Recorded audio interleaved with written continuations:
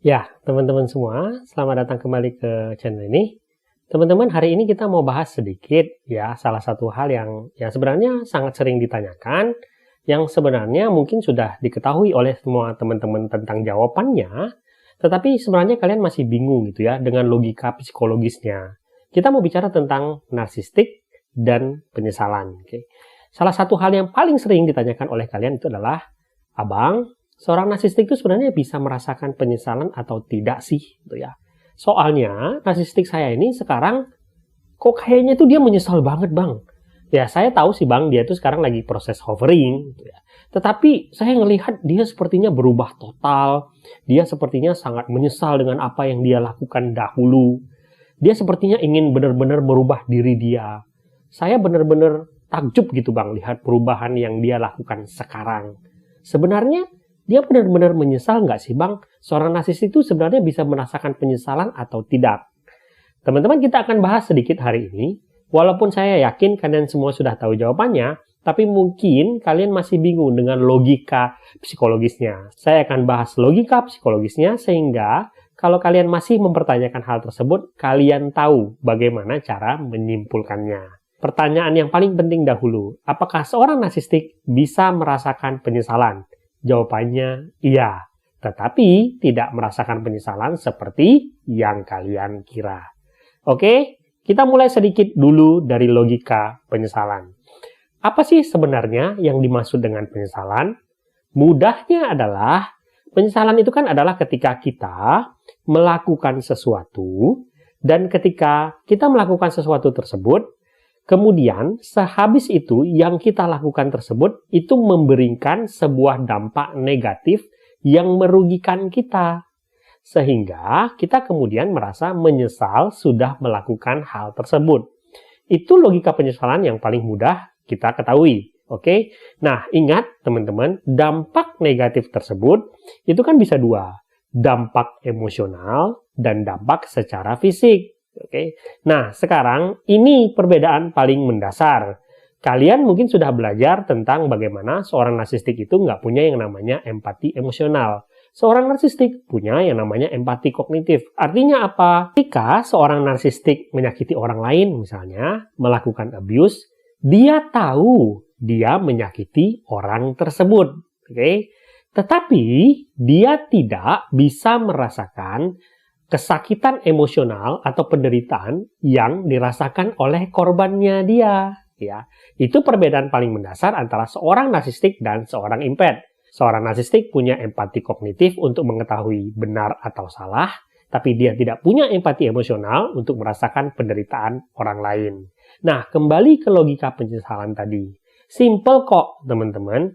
Ketika kita, para empath, menyakiti orang lain, gitu ya, dan kemudian orang tersebut merasakan penderitaan dan kamu kemudian merasakan penderitaan tersebut, artinya kamu mengalami hukuman emosional. Kamu memberikan dampak negatif kepada diri kamu secara emosional. Oke? Nah, hukuman emosional tersebut itulah yang kemudian akan memberikan penyesalan bagi kamu setelah kamu melakukan hal tersebut.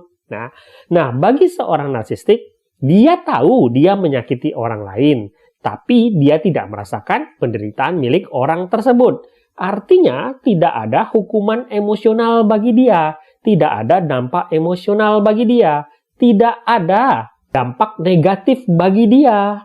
Sehingga, dengan mudah kita akan mengatakan bahwa bagi seorang narsistik, untuk apa saya merasakan penyesalan?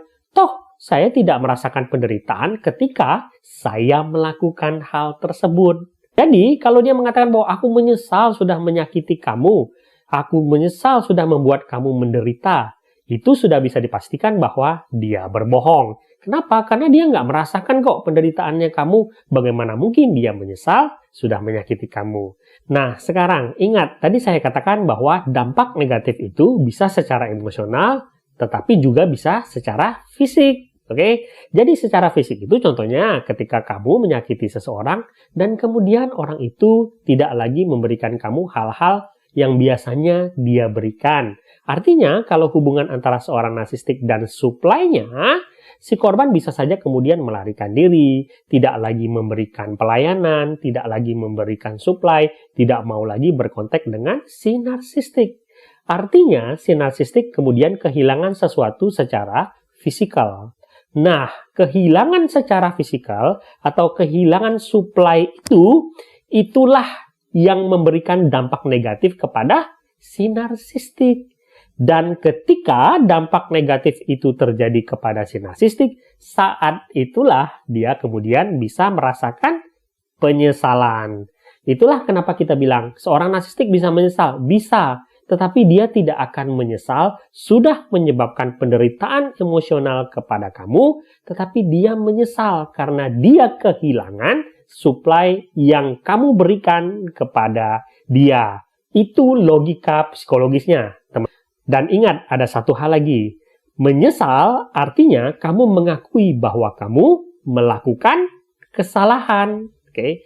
Nah, bagi seorang narsistik, haram bagi dia untuk mengakui bahwa dia melakukan kesalahan. Kenapa? Karena dia menuntut diri dia sebagai seseorang yang sempurna. Dia tidak akan pernah mengakui bahwa dia melakukan kesalahan. Sehingga dia tidak mau mengakui bahwa dia menyesal. Jadi, walaupun sebenarnya dampak negatif secara fisikal yang kalian berikan kepada dia itu menimbulkan penyesalan dalam diri dia, jauh di dalam lubuk hati dia, tetapi dia sendiri juga tidak akan mau mengakui hal tersebut. Jadi, Bang, kalau misalnya dia ngomong kalau dia mengakui kesalahan, ya simple, teman-teman. Itu hanya akan di mulutnya dia, tetapi dia tidak akan mau benar-benar mengakui kesalahan dari dalam diri dia. Dan percayalah, itu akan terlihat dari tingkah lakunya dia. Ketika kamu sudah meruntuhkan pertahanan kamu, pada saat itulah dia akan kembali ke diri dia yang dahulu. Dan itu artinya dia tidak pernah merasakan penyesalan. Nah, sekarang lihat. Kalau misalnya ada satu keajaiban di mana seorang narsistik benar-benar ya dalam hati dia, benar-benar dia mau mengakui bahwa dia melakukan kesalahan, pada saat itulah mekanisme diri dia, mekanisme pertahanan diri dia yang dia bentuk dari kecil dahulu, yang merupakan false self atau image palsu dia, pada saat itulah dia akan langsung mencari pembenaran akan tindakan yang dia lakukan. Biasanya yang akan dilakukan oleh seorang narsistik, yang pertama, mencari pembenaran akan apa yang dia lakukan tersebut. Ya, dia akan mengatakan bahwa, oh saya harus melakukan ini karena kondisi saya, karena keadaan saya harus melakukan hal ini. Saya melakukan ini karena saya terpaksa. Bukan karena dia melakukan kesalahan. Ataupun dia akan melakukan hal kedua, yaitu mencari kesalahan korban di masa sekarang ataupun di masa lalu untuk membenarkan apa yang dia lakukan. Ketika dia berselingkuh, dia akan mengatakan bahwa, oh ini terjadi karena dulu pasangan saya itu juga pernah berselingkuh, ataupun pernah menyakiti saya, ataupun pernah tidak melindungi saya, dan hal-hal lain yang dia buat untuk menjadi pembenaran akan abuse yang dia lakukan. Jadi teman-teman, semoga kalian mengerti logika penyesalan bagi seorang narsistik dan kenapa seorang narsistik tidak akan pernah mengakui dia melakukan kesalahan.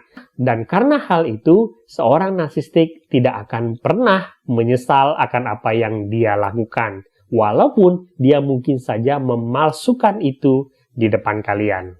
Semoga video ini berguna. Sampai jumpa di video selanjutnya.